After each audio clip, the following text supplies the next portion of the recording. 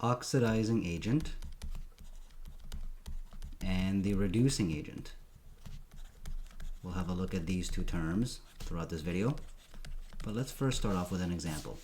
Let's have a look at magnesium and oxygen. Of course, magnesium over here can turn into its respective cation of Mg2+, right? It's a metal, so it has a tendency to lose electrons, hence the 2+ over here. And of course, oxygen, it is a non-metal, so it has a tendency to gain electrons, and we know that its charge is a -2. Now, when we add these two elements together, let's write this here, when we add and oxidize, and when I mean oxidize, you're probably used to knowing or hearing about oxidization being involved with an oxygen, right? But this is actually a definition that is quite outdated. Oxidation now is about the loss of electrons, okay? Losing electrons. But in old times thinking, it was thought of as an interaction with just oxygen, okay? So I know that kind of fits the description what we're doing right now, but just know that later on we're going to be changing this, okay? So when we add and oxidize, so what happens to this Mg, okay? This Mg donates the 2 electrons, okay? Donates 2 electrons, okay? That's why we can see that over here. And the oxygen, so I'll just continue to write it down here, and the oxygen, or I'll just put it for O, receives the 2 electrons.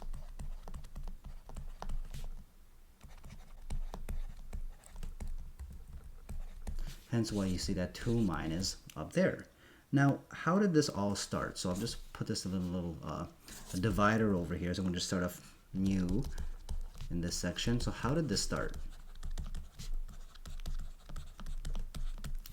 Now, it all started when it all broke up and decomposed from this compound over here, this MgO, okay? So this MgO actually created this MgNO2, and then from there, this MgO2 split up into these respective cations and anions. So let's backtrack a bit. So this MgO, if it splits and decomposes into Mg and O2, obviously we can tell that this is not really balanced, right? So of course we can just add a 2 in front of here and add a 2 in front of here.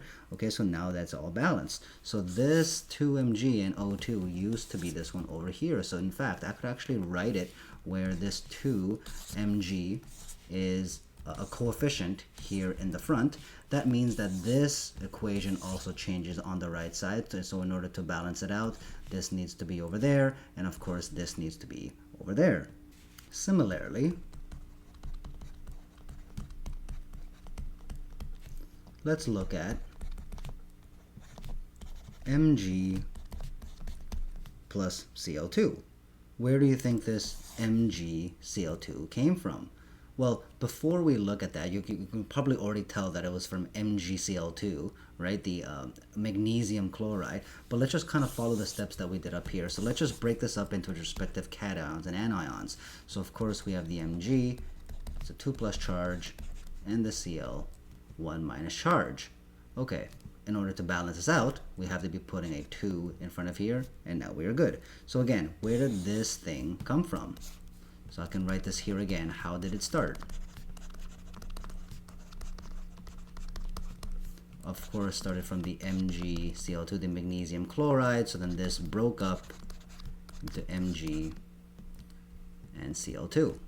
And hence why this got added over here, and then from here it got split up into respective cations and anions. What can we conclude over here? We can conclude that this Mg turning into this Mg2+, and same thing with this example, this Mg turning into this Mg2+, Mg is undergoing oxidation with both the oxygen and with the chlorine, okay? So again, oxidation is meant to be relating to the loss of electrons, not necessarily having to deal with an interaction with oxygen, okay? It's undergoing oxidation here as well, but it's not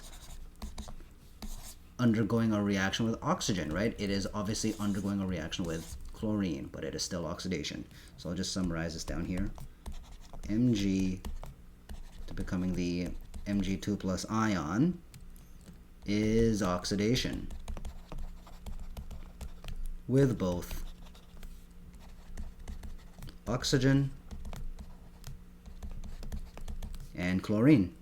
Now synthesis, decomposition, combustion, and single displacement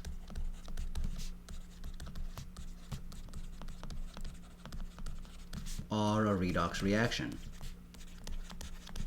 Now in the previous video, I should have looked at a little bit about redox, right? This is just reduction and oxidation. I want you to specifically look at this single displacement, okay? This single displacement can be written as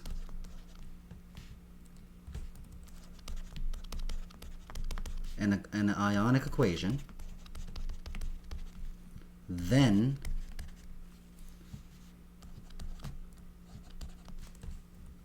as a net ionic equation,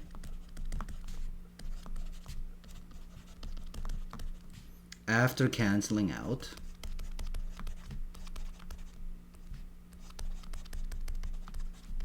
the spectator ions.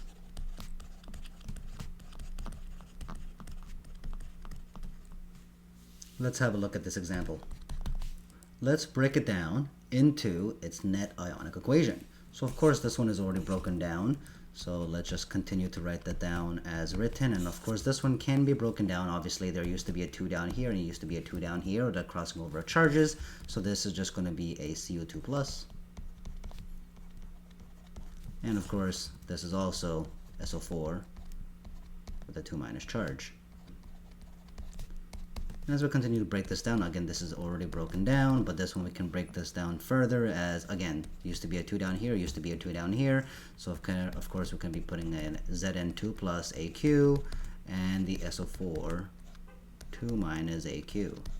So of course we can look at the like terms. This one cancels out with this one, and that's pretty much it. Everything else is not a like term. So let's just continue to bring those down so that we can conclude this.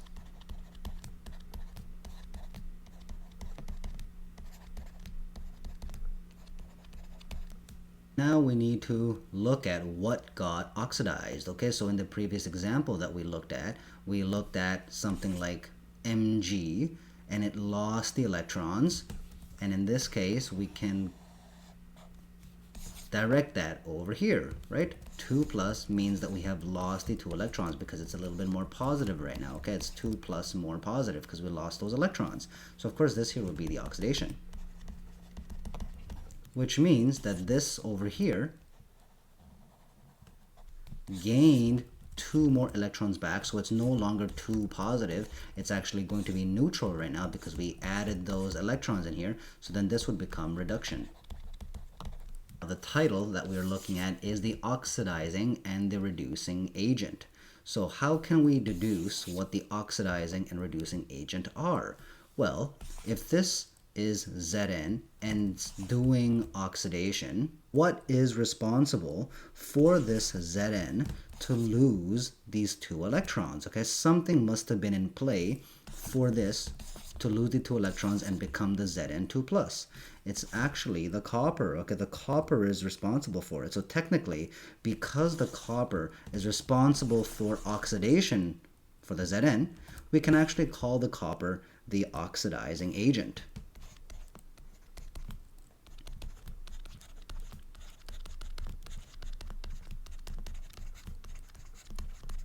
Okay, and I'll just put in brackets here, it's responsible for Zn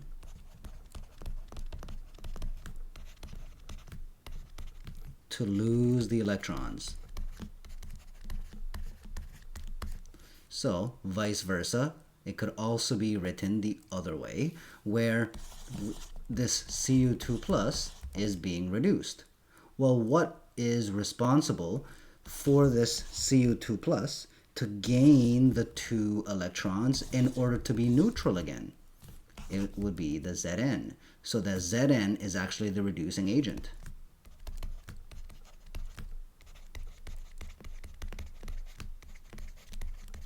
Okay, again, I'll put in brackets down here. The Zn is responsible for Cu2 plus to gain 2 electrons. Just as a little summary, redox is just a change in oxidation number. Oops. Redox is a change. This just stands for oxidation. Okay, so oxidation number. What else can we conclude? The oxidation is an increase. We kind of looked at this in the previous video. Okay, if you want to have a look at that video, look at the video link in the description, as it is a prerequisite for this video. Oxidation is an increase in oxidation number, and of course reduction is a decrease in oxidation number. Now, in this first point over there, both the oxidation and the reduction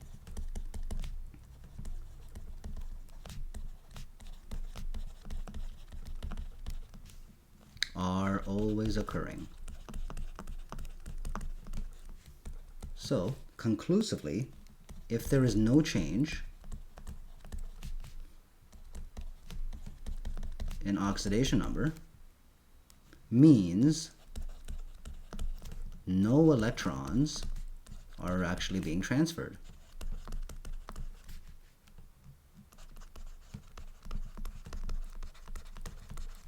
Okay, transfer just means the loss of the electrons, right? So then we could also say nor being gained,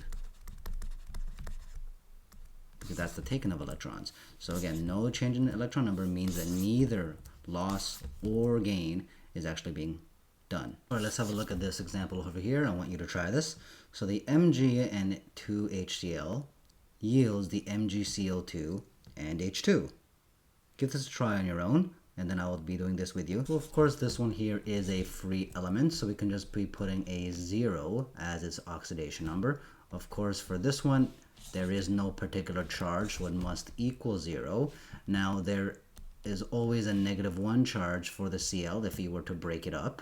So then that -1 times 1 chlorine gives you -1, but you got to multiply that by 2, so that gives you -2. So what number does this have to be in order for it to equal 0? Obviously a 2. So what number times 1 times 2 gives you 2?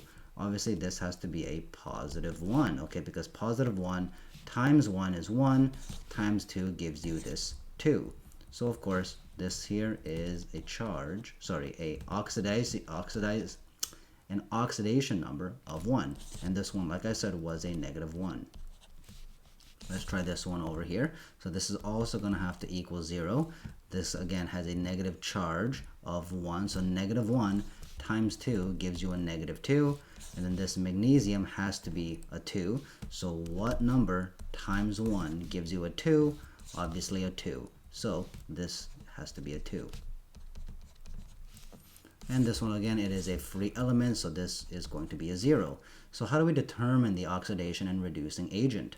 Well, this magnesium had a charge, sorry, an oxidation number of 0, and now it has an oxidation number of 2. So when we have an increase in oxidation number, what was that? Was that oxidation or was that reduction? Okay, we just had a summary look at this a few seconds ago. So please rewind the video to make sure that you have that on reference so that you can answer this question. So what is this? So of course this is oxidation. So what else can we see? Well, we know that this -1 and this -1 are the same, so that's not going to be the one we're looking at. We need to look at this one over here with this one, because it used to be a 1, now there is a 0. So there is a reduction in the oxidation number. So of course that would just be reduction. So how do we conclude this for the oxidation, so the oxidizing and reducing agent?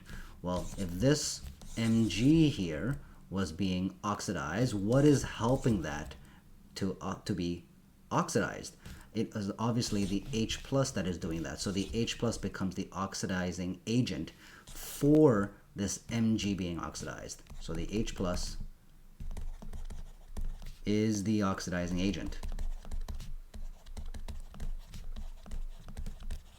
Okay? And then this H plus is being reduced. So what is helping this H plus to be reduced? Obviously the Mg. Okay, so Mg is the reducing agent.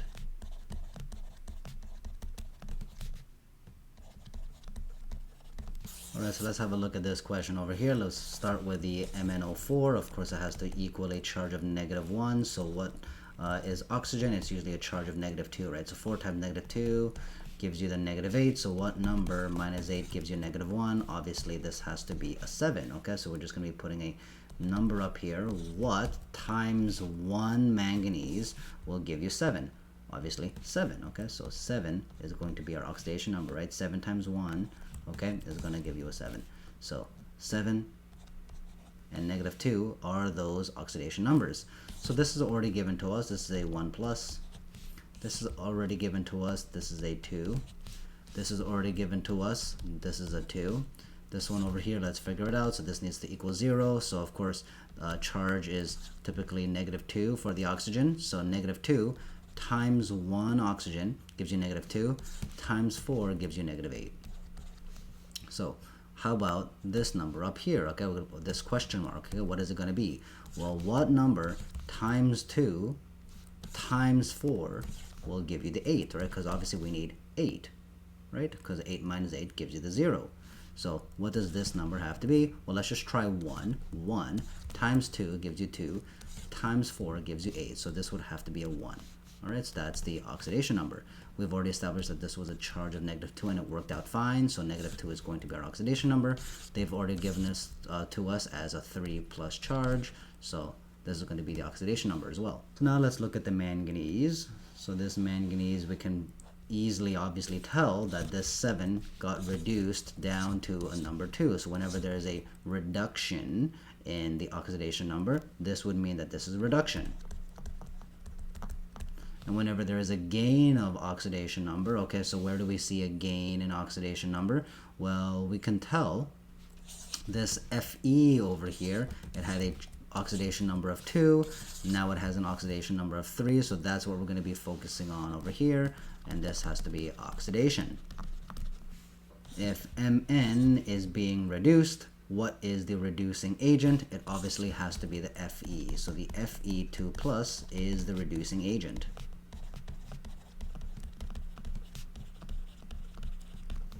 And what is being oxidized, right? The Fe2 plus is being oxidized. So what is helping that, okay, to be oxidized, okay? What is helping that to lose those 2 electrons? Obviously the Mn, okay? So the Mn is the oxidizing agent. That's the answer. All right, let's try this question. Explain why an oxidation reaction must be accompanied by a reduction reaction. What do you think? Pause the video. The answer is, since electrons can't disappear, right, they will always be conserved, another atom or ion must take it. So, in other words, no free electrons can exist in a solution.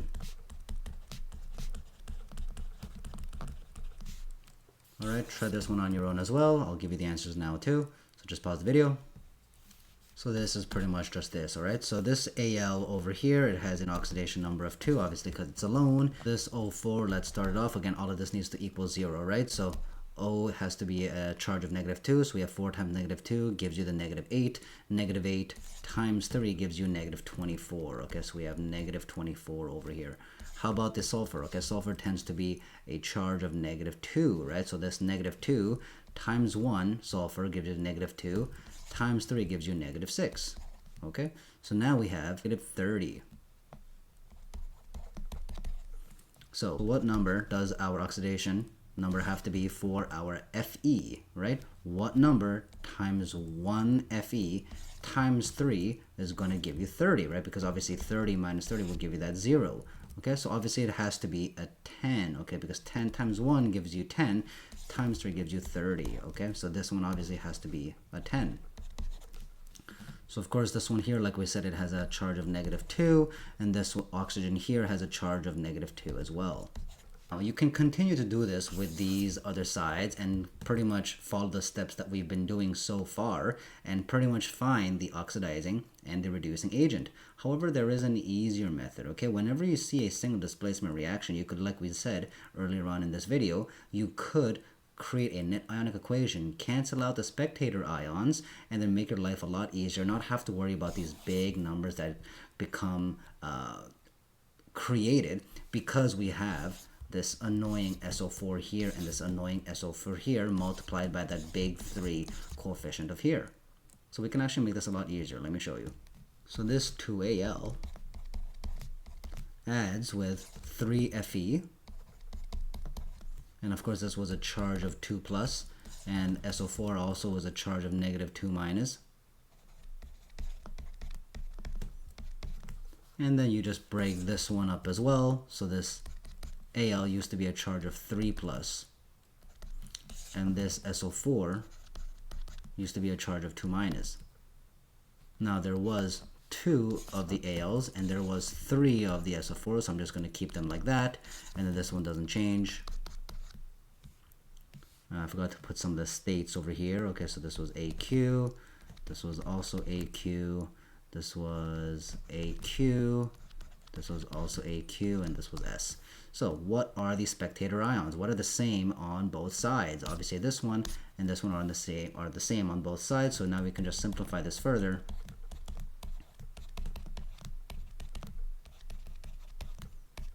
And do this.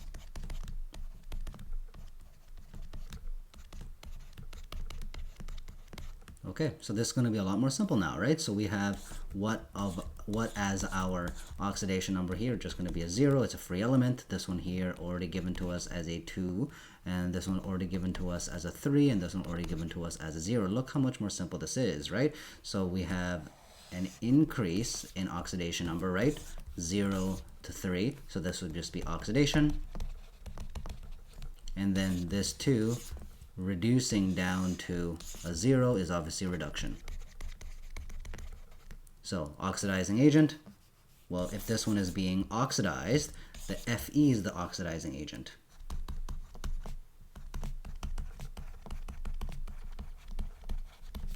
All right, and if this one is being reduced, the Fe 2 plus, that means Al is the reducing agent.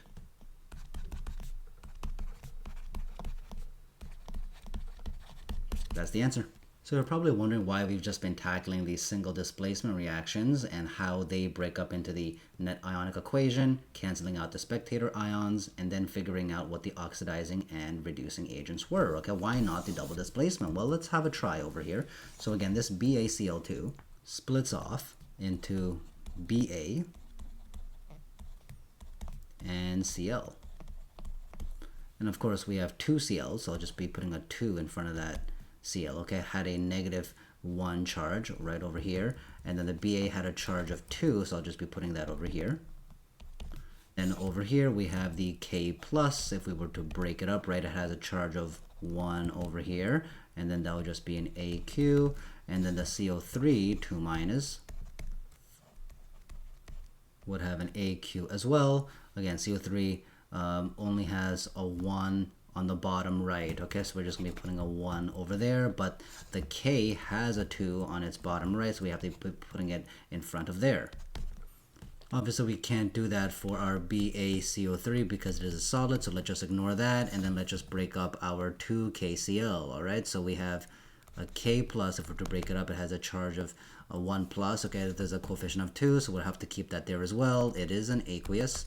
And our Cl minus has a charge of negative 1. There is, again, 2 in front there, so we're going to leave that there, and it is also an aqueous. So let's cancel out the like terms. So we have our 2K plus and a 2K plus over here, and a 2Cl minus and a 2Cl minus over there. So let's bring this down, the ones that are left over that are not like terms.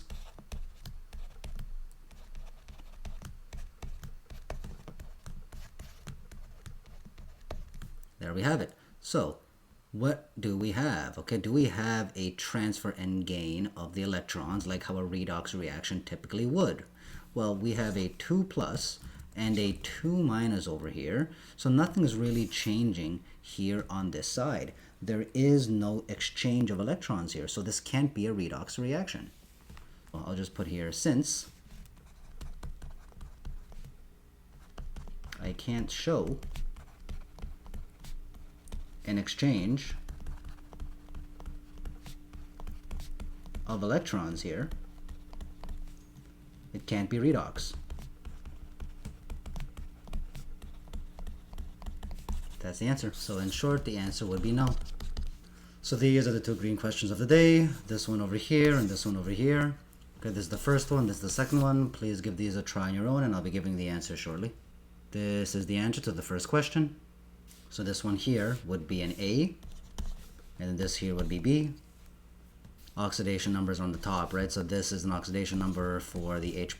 These are the oxidation numbers for Cr2O7, right? The dichromate. And of course, these are the oxidation numbers for this acetic acid, right? Couldn't fit these -2's up here, okay? So just know that this here is a -2 and this here is a -2. And this is the answer to the second question.